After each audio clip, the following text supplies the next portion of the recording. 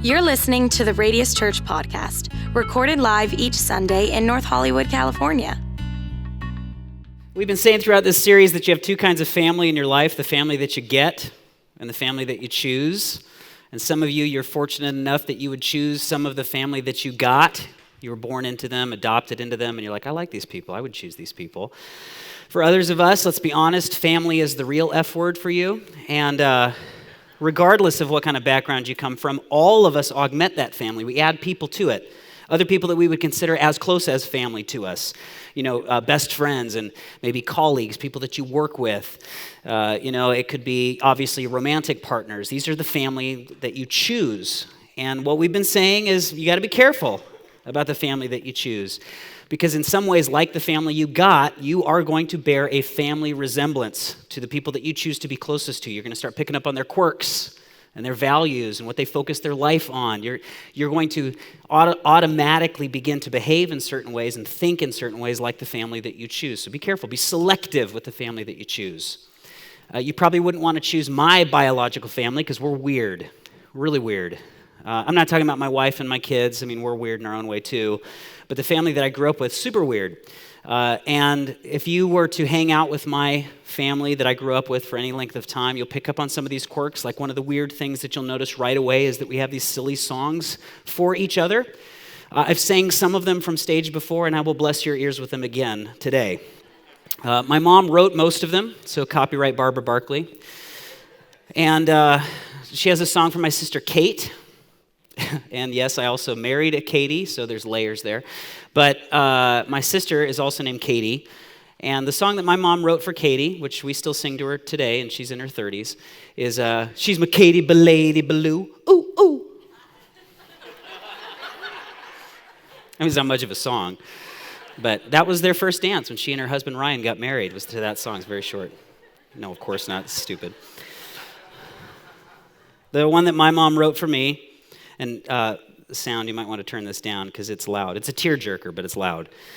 Is Japopa-dopa, I love you, baby, because you're my baby, because you're my fire, because you're my another fire.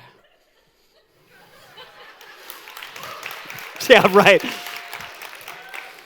The origins of that sacred anthem are still elusive to us, and yet I know that song is mine. You got to be careful about the family that you choose because you are going to bear a family resemblance. You're going to pick up on some of the weird quirks. I love meeting people's families because it helps explain some of the quirks that I experience in you. I'm like, oh, that makes sense.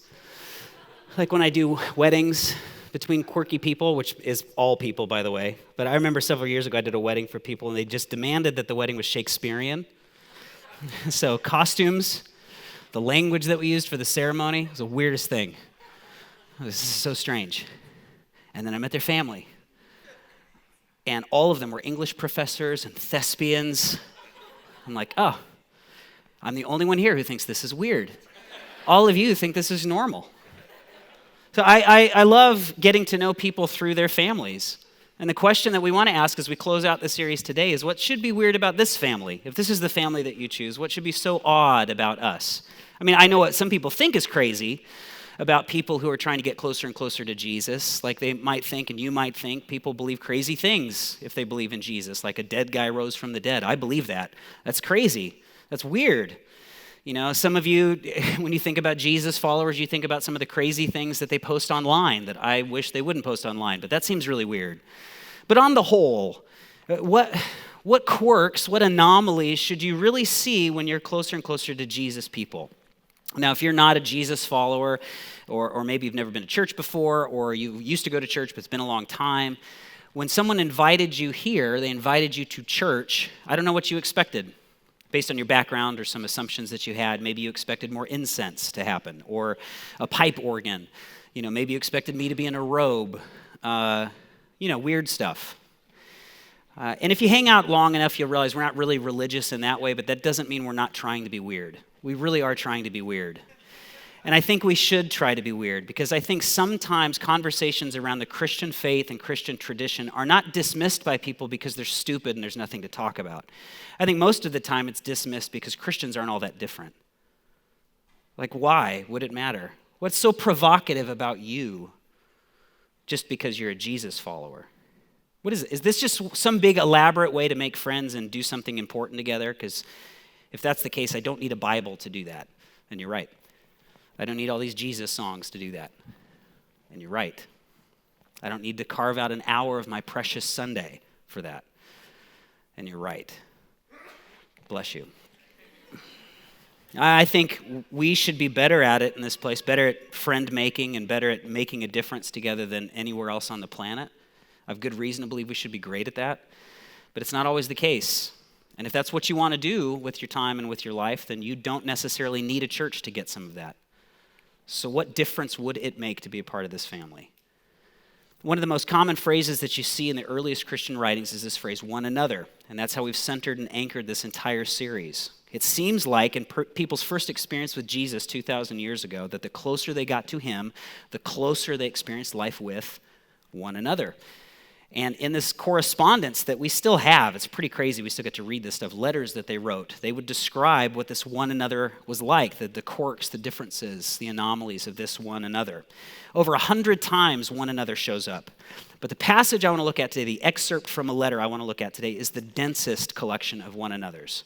There's more one another's in as many words here as anywhere else. And one of the assumptions that we can make from that is that this is actually the clearest description of what's supposed to be quirky about Jesus one another's.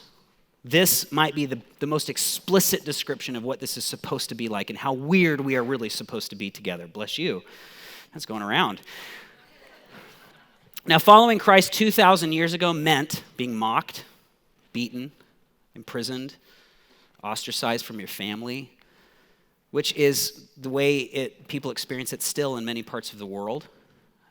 Whatever you read on the news, the fact is that Jesus followers are the number one targeted people group on the planet for violence. And that's not necessarily the case in the West for the most part, but it was in the developed world 2,000 years ago. If you were in Rome and you said you followed Jesus, that was life-threatening. And Paul, who started a bunch of churches, wrote letters to Jesus followers in all of these developing cities and villages and towns. And he wrote a letter to churches, kind of like this, in the world capital of Rome. And he said, even though you're getting a lot of pressure and it feels dangerous at times, you have got to stick together because the world needs your weird. And it was particularly hard for the Roman church because, like Los Angeles, it was a collection of people who'd come to Jesus from diverse backgrounds. They came to Jesus from different spiritual and religious backgrounds, came to Jesus from different ethnic backgrounds and socioeconomic backgrounds and political backgrounds. And they would have had plenty of reasons to split up, especially when the pressure was on. But Paul says, listen, you have to keep standing out together. Don't disappear. Don't become invisible. You have to stand out. You have to be weird because the world needs your weird. And here's how he inspires them to keep being weird together. He says in Romans chapter 12, verse 1, therefore I urge you, brothers and sisters, in view of God's mercy, to offer your bodies as a living sacrifice, holy, which means different on purpose, and pleasing to God. Make God happy. This is your true and proper worship. That's a really important phrase he ends that sentence with. What he's saying is you could show up to church and sing all the songs, make sure that you're never tardy, check all the boxes, get in your small groups, and never tap into true worship if you are not, listen, living differently. That's how you let the world know I'm the most important relationship in your life. Offer your body, not as a dead sacrifice like people are used to. I want you to live like it's all mine. Living sacrifice. The reason Paul says we should do that is because we've seen too much. In view of God's mercy, you just can't unsee it. God showed up in your life and he said, you're not a failure to me. You're not a burden to me. You're not an enemy to me. You're worth loving to death. That's the lens he dropped in front of you. So you don't look at the world the same way. You don't look at people the same way because now in view of God's mercy, I just see you different. I don't see you as a loser. I don't see you as a failure. I don't see you as a burden. I don't see you as an enemy. And so I just move through the world differently because I don't see it the same way anymore. I've seen too much. So that's why Paul can say in the next sentence, do not conform to the pattern of this world. Stop taking your value cues from culture around you. I mean, there might be some good things to pick up on, but don't take all of your cues from that. Don't take your cues just from what's most convenient and most popular in terms of how to live and what to value and where to invest your life. Don't be ordinary. Do not be typical. Don't be common. Be weird, is what Paul is saying. That's the direct translation of the Greek. Since you've seen how God sees humanity, be weird. That's what it is. So in other words, another way to sum this up is, if I have a life-changing faith, I'm going to live a changed life. That's the most important thing to God. I'm going to live differently. You can't unsee this. God has shown you something, and you can try to ignore it. You can try to forget it because it's tough. But if you remember it, it's going to change how you live. It's going to change how you treat people. You're going to be different as a boss. You're going to be different as a friend. You're going to be different as a husband. You'll be different as a wife. You'll be different as a girlfriend or a boyfriend or a student. You're going to be different as a mom, different as a dad, because you've just seen too much. So in what way are we supposed to be weird? Weirdest. I know what some people think. They think that when they feel like an anomaly in the world around them, that the world around them or the tribe they run with doesn't share their same values. I know what they think it means to no longer conform to the pattern of the world around them. I know for most people what they think is being different means being critical. Oh, so I'm not supposed to conform to the world around me, so I will make fun of the world around me. I will demean the world around me. I will make sure that I condescend to the world around me. I will make sure I exclude myself from the world around me. And I know that a lot of that's just based on fear, but I'm still baffled by this. It is just, I can't wrap my head around why anybody who's a Jesus follower would expect somebody who is not a Christian to think or live or care about looking like a Christian, because they are not a Christian.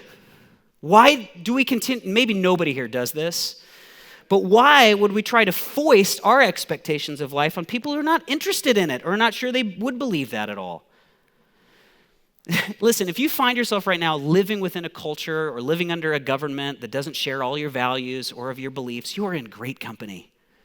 The first Jesus followers grew exponentially within a context that was opposed, incredibly opposed, diametrically opposed, categorically opposed to everything that they stood for and valued and believed. And what did they do? They didn't waste a whole lot of time trying to change the government. I mean, they spoke up and advocated for things because Jesus had compelled them to do that. But Paul, for instance, who was writing this letter, instead of wasting his time in a bunch of political debates, what we see in Paul's life is he would just invite politicians to the love of Jesus. Very offensive, but that was his orientation. Jesus, by the way, spent zero time trying to change the government. Zero. And at one point, people wanted him to be the government. He's like, nah, my kingdom's not of this world. Can't touch it. This isn't even close to the kingdom that I want to live for. That's our leader. What's so great about that is that means if you are a Jesus follower, you are relieved of the expectation that your government is your salvation. Amen? Okay, now that we've got that covered. So being different does not mean being critical and debating online. You should probably get that. Okay, I think what's supposed to be weird about us is summed up in verse 9 of this letter so perfectly. Here's what Paul says. Here's your weird. Love must be sincere. Hate what is evil. Cling to what is good, which helps us understand the kind of love he's talking about. Not whatever kind of love you're comfortable with or whatever kind of love you make up. Love that doesn't pretend to love people, isn't just nice with people, doesn't just say that you love people. This is a love that moves people towards freedom. It hates the things that destroy us. It clings to, it attaches to, it's drawn to the things that give us life and freedom and hope. It's drawn to the things that are good. In other words, if our family's going to be weird, you know what it's going to be? Our family is supposed to be a public display of affection. Some good old PDA. You know what I'm talking about? Anybody have PDA? Anybody raised being warned not to show any PDA? Is this just me? Camp counselors, no PDA, no public displays of affection. I hope our Illum leaders next door in the middle and high school are saying, no PDA, because my daughter's in there, no PDA. High school teachers, no PDA on campus, no public displays of affection. Like if you go to Disneyland or Universal Studios and you see the people standing in line and they're facing each other with their hands in each other's back pockets, I hate that so much. I'm like, no PDA. If you do that, it's weird in the wrong way. Don't be weird like that.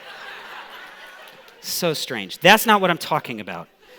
This family, if it's all about Jesus, should be the kind of public display of affection that wants to draw people in. I could say that we live in a cultural moment right now that we can call post-Christian, and that's a beautiful gift to us, by the way, post-Christian, which means it doesn't mean that people are necessarily rejecting the teachings of Jesus. It means that a lot of people we interact with have never even heard them. And they might be more open to good conversation. Most of the people I talk to are extremely open-minded if what they've encountered with Jesus followers is that they extend sacrificial love, real love, not just talk, real love to people who are left out, kept out, and checked out. If people are expressing real love, if they've met a Christian who's actually tangibly, oddly loving, maybe they want to hear more of what you want to say, of what you think. Have good conversations about your convictions and your values and your beliefs and how you arrived there. So what is this love supposed to look like in practice? Because I want us to be able to apply this.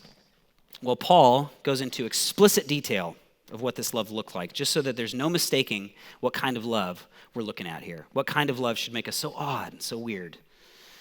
Now, I'm going to give you a heads up. This is a lot. Paul is verbose. He's just like classic at the run-on sentences in his writings. He just gets excited and then just, wah! I'm going to try and go through all of this, skim a stone across this, but you're not going to be able to apply all of it. In fact, here's my invitation to you. Right now, if you want to do this, I want you to pray. And I want you to pray, God, will you show me one new step of your kind of love you want me to take? Of all the things I'm going to share, I want you to pray right now. If you would, just say, God, first of all, bring my attention to, and then give me the courage to live out one step of love that we're looking at together right now. So what's this love supposed to look like? The first quality that Paul pulls out is that it means we're supposed to love people differently. The way we love people is supposed to look different. Here's how he explains it in verse 10. Be devoted to one another in love. We talked about that early on in the series. A great family sticks with each other beyond the point of agreement or convenience. They stick with each other. Be devoted to one another in love. Honor one another above yourselves. Never be lacking in zeal, but keep your spiritual fervor, which is related to serving. That's how you know you're really getting spirituals, when you start serving the Lord. Be joyful in hope, patient in affliction, faithful in prayer. Share with the Lord's people who are in need. Practice hospitality. Love differently. Now, if you were raised around some decent human beings, you should have learned how to be courteous, right? How to be kind, how to avoid hurting people's feelings if you can, how to look like you're interested in what they're talking about. If you're raised around some decent human beings, then you probably picked up some basic symptoms of what it means to be compassionate. You probably picked up the instinct to make sure that you're fighting injustice in a way that it's popular to fight injustice in your cultural moment. You probably picked up on those habits if you were raised around decent human beings. What Paul is describing here is 50 miles beyond polite, 50 miles beyond what's convenient, comfortable, and popular. This is going to take concentration. This is going to take effort. He says, will you honor people more often than you seek your own honor? Especially honoring people, with whom you would normally be jealous. Honoring those people more than seeking your own honor. Will you serve people with no strings attached? Will you serve with everything that you got? Don't lack in zeal. Will you give more than just your leftovers? I know it's normal to give when it's convenient and you share your leftovers. It's ordinary for people to tip when they're impressed with the service. But would you decide to change your lifestyle and your luxury so you can leave a legacy of caring for people because you're practicing a generous lifestyle, not just moments of sporadic giving because you feel compelled to or you heard a sad story? Now, this might seem weird, but will you serve by actively looking for the needs to be met rather than just when it so happens across your radar? Will you run towards messes? Will you proactively seek out voids that need to be filled and ways that people need to be helped? Will you do that? Like when a few people here last year pooled their resources together so a few guys could go to the Unravel men's retreat. You guys did that. You didn't have to do that. Women did that, which I can understand why you did that because of you do benefit when the guys come back healthier. Someone recently told me that they sold their car so they could free up more finances to give so we could serve more people. Jennifer Jackson, I found out, who serves in Rad City with the kids, she left a handwritten note to all of the teachers in all of the classrooms in the school when they started hosting us a few weeks ago. We didn't ask her to do that. She just decided to do that. The the one that I love is that there was a couple whose car broke down, and they still decided not to miss out on the volunteer training on a Saturday. They rented a car so that they could show up to learn how to serve us better on a Sunday. That's the kind of love that goes the extra mile. Devon's small group, is anybody in Devon's small group? They're all second-hour people. That makes sense. That makes a lot of sense. But they, last session of small groups, I think they met at a restaurant, if I remember right. What Devon was sharing with me is when the group would meet there and they would talk about life with Jesus and getting closer together and deepening their spiritual lives, they would also leave notes of encouragement on the back of receipts and hand those into the servers. And when the group session was done, after the months of meeting there and Devon was leaving, a bartender stopped him on the way out and said, I'm going to miss you guys because you're the only people who do this, who write encouragement to us as a staff. And what Devon was telling me was so cool about that is that the bartender was not their server, which means the server was bragging about the group behind their back to the other staff at the restaurant about this group that shows up, and things are just better because they're here, because they're choosing to honor people. Paul says your love should practice hospitality, which literally in the Greek means chase hospitality, pursue hospitality. This is beyond entertaining. We're really good at entertaining in LA. Like cleaning up your house, inviting people over that you like, and then putting out a cheese plate. We're really good at entertaining. And that's good. Keep that up. That's really great. But what's odd is making space for people who are not in your tribe and are not convenient and can't pay you back, who may not be able to bring over anything, but might in fact benefit, like the family here who decided to renovate their house so that they could house people who were without a home for a while, including my family 5 years ago. When we started a church and didn't have a paycheck and then got evicted from our house because our landlord was moving in, this family offered to house my family, offer housing for the guy that was sleeping in his car across the street. That's what it's like to chase hospitality. That's what it means to love oddly. We value shocking hospitality here. That's one of the values that we state. And what we want to do is not just prove that by the excellence with which we host people, but the attention that we give to people's needs. Now, where did we get that idea? Jesus, who said, you want to know what God's like? God is like the dad who runs up the driveway to meet the son who squandered everything and brought a bad name on the house. That's what God's like. That's what love's like. Jesus, who went out of his way to sit with the Samaritan woman who was left out and kept out of her community so that he could show her love. That's what Jesus is like. We love people differently. It's different. We're way more than nice to people. Another quality of this kind of love that Paul describes here is we love people's differences differently. We love people's differences differently. The way we embrace differences is different. Here's how he describes it in Romans 12:14. Bless those who persecute you. Bless and don't curse. Rejoice with those who rejoice. Mourn with those who mourn. Live in, I love this word picture, harmony with one another. Don't be proud, but be willing to associate with people of low position. Don't be conceited. Don't make this all about you. So I want to save some people some guesswork. If you're praying, God, show me what I need to do, this is probably the one for some people. I won't point out who, but I've got some suspicions. Just kidding, I don't. Or maybe I do. Jesus taught us that real love, the kind of love you really want, is not going to be based on agreement. That is such a flaccid, weak kind of love. I love you because we're on the same team. I love you because we vote the same way. I love you because we believe exactly the same thing down the line. No. Jesus taught us that agreement is cheap love, easy to find. And some of you, the only love you're surrounded with right now, if you're honest with yourself, is agreement-based love. I just love my people.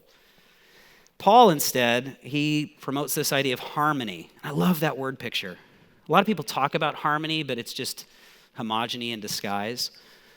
Real harmony means you're coming in at a different note than I'm coming in. And at first it might be a little atonal, it might be a little dissonant, but in great symphonies, that's actually a part of a movement. And both of us, if we stick together and keep singing together, even though those notes are different, they're both going to move a little bit. And eventually it's going to form a harmony which tells and resolves the rest of the story. That is what it's supposed to be in this place. That even though we come at things from very, very different places, it is just logical for us to be changed together. Not to become the same, but like we said last week, to stand out among each other and love that diversity. Where do we get this idea? Jesus. Jesus proved to us that as important as all of those things are about you, your sexuality and your skin color and your bank account, those are important conversations to have. There's just something more significant that was worth dying for. If we can remember that, we can stay unified amongst the exploration of everything else. We love people's differences. We embrace people's differences differently. Lastly, another way that Paul describes this kind of love is that we love different people. And I'm not talking about that guy that's like, oh, he's different. No, we love him too. But I mean, we love people. Some of you, it's just settling in what I was talking about there. Jesus creates, I believe, a group of people who love people that no one is expecting anyone to love. Specifically, verse 17, if your enemy is hungry, feed him, feed her. If your enemy is thirsty, give them something to drink. In doing this, you're going to heap burning coals on their head, on his head, her head. There's a lot of debate, I don't know why, around what that last part means. As the years have separated us from that sentence, it probably meant a lot to the people who first read it. To us, it doesn't make sense. If it means that it's going to be painful for them, that actually rings true for me. Because even though that's not the goal of loving people, have you ever noticed that people who reject love are just welcoming pain into their lives? So love them anyway. Love people even if they're going to reject your love them anyway. And it says here, I love this line. You could get this tattooed on your forehead, but if you could keep your job. Do not be overcome by evil, it says, but overcome evil with good. Don't be ruled by evil. Don't let evil tell you what to do, but overcome evil with good. Of all the miracles that Jesus performed, reconciliation was his greatest one. Greater than walking on water, greater than giving sight to a blind person, reconciling creation with the Creator who loves us was Jesus' greatest miracle, and he had to die to make that happen. So what won't we do to try and build a bridge to people who are far from us and far from God? Where did we get this idea? Jesus.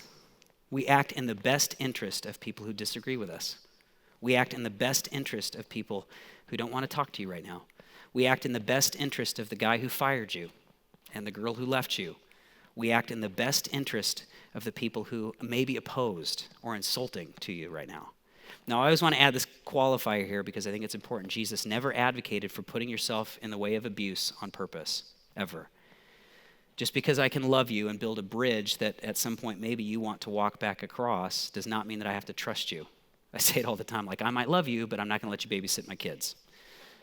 What it means is you're walking in forgiveness. You're walking in such a way that should that person decide to take ownership and say, yeah, my choices matter, and I want to begin to rebuild a relationship, that the bridge has been built for them. That choice is yours. We are not accountable for how people treat us, are we? But Jesus followers especially, we are accountable for how we treat other people. Love your enemy as much as you love yourself. We love a different kind of person than the world is used to loving. The world is used to seeing everything binary in ones and zeros and heroes and villains. We just don't see any discrepancy between a person who is far from God and a person who has a lot of hope, if they'd be willing to walk across that bridge. Jesus followers, we've just seen too much to go back now. We have seen way too much of God's mercy to let our opinions be what we're known for. We've seen way too much of God's mercy to let our fear be what we are known for. We've seen way too much of God's mercy to let our hate or our greed be what we're known for. So in view of God's mercy, be transformed by changing your mind and let our love be legendary. Value statements like that are absolutely useless if they just end up on a wall somewhere. Let our love be legendary. Let's show shocking hospitality. Value statements are only powerful if the average person would interact with your family or your organization, and without ever hearing your value statements, they would use some of those words to describe what they experience. So that means it's up to us to choose to bring this into our cultural experience and bring this into the way that we host and care for and serve and pay attention to each other. I would hope that if this is going to be powerful for us, before anybody ever cracked open a Bible, they would show up and they're like, there's just something about these radiites or radials, these ramalama ding-dongs, I don't know. They just honor each other. Like it just seems like competitive spirit doesn't really get much of a platform in that place. The people with the greatest influence are the people who wanted to serve first. It just seems like they They proactively look for people's needs, and they go out of their way to try and serve, even if there's no benefit is perceived that was going to come back for them. They just show this shocking hospitality. If you want to celebrate, they're there to party. And I know that's going to be easier for some of you. But if you want to break down, they're going to go there with you too. It doesn't really seem like there's insiders and outsiders there. Like when I'm around them, it's like CEOs serve alongside single moms and baristas alongside billionaires. I'm not sure we have a billionaire here yet, but I just want to make sure you feel included. It's hard to tell like who's on staff and who's a volunteer just because everybody's so passionate about welcoming people and about serving to the very best of their ability. If I didn't know any better, I would say that they actually have the best in mind for people who are insulting them. If I didn't know any better, I would think that they have the best, even though I disagree with what the best thing for humans is, it seems like they're motivated to bring the best to people who might have ostracized them or ridiculed them or hated them. People who I suppose look like their enemy. It just seems like this group of people just wants the best for them no matter what. This, by the way, family of God, is God's good, pleasing, and perfect will in Christ Jesus. That our love would be legendary. A love that is so unstoppable that when people experience it, they're going to think it's too good to be true. And then maybe they'll come back for a little bit more, and then they'll think, well, it might not be too good to be true, but it's still a little weird. And then they stick around a little bit longer, and then they want it to be true. And then maybe what they're going to start to think is that every act of hate and every act of violence and every act of exclusion that's been done in the name of Jesus, that was the real distortion because I found love. Every week we have the privilege of speaking with people who disagree. Every week I know I stand up here and I will say things that, I don't know, half the room disagrees with. And yet some of you, I know, you come back and you invite your friends because you may not buy everything I'm saying up here or we're singing about up here, but you found love here. So what's your one choice this week? What's the one thing you're going to do to play a part in this? Is it going to be finding a way to serve? Is it going to be adjusting your lifestyle a little bit to give? Is it to include someone that might be left out or kept out? What is it? What's the one choice this week? Is it going back and deleting all of your social media history that isn't injecting love and hope into the atmosphere? Maybe that's the simple choice. Is it forgiving somebody who does not deserve it? Because guess what? Neither did you. What is it? We've said this series that you do not have to choose to be a part of this family. You don't have to. But whatever family you choose, I so hope that is a family that knows how to love you beyond your usefulness, knows how to love people that they do not like, that they actively, sacrificially, oddly love everybody, love you because you are worth it, because Jesus proved it. Let me pray for us. God, thank you so much for letting us get together today, giving us life today. We never want to take that for granted. What I pray, God, though, is that as we go back to the rest of life, because this hour in some ways does not represent, it may inspire us for the rest of life, but it doesn't represent normal life for us. So as we go back into the office tomorrow, back onto the campus tomorrow, God, back just into parenting tomorrow and getting down on the rug and playing toys with our kids, as we go back into that difficult relationship this afternoon with the unresolved conflict and the painful conversations, what I pray, God, is that you would first of all inform us, how are we supposed to love? What would love demand of us? And then compel us, give us the courage to act on it. To be known first and foremost by how oddly we love people. May that be the mark of this family. Jesus, we pray in your name. Amen.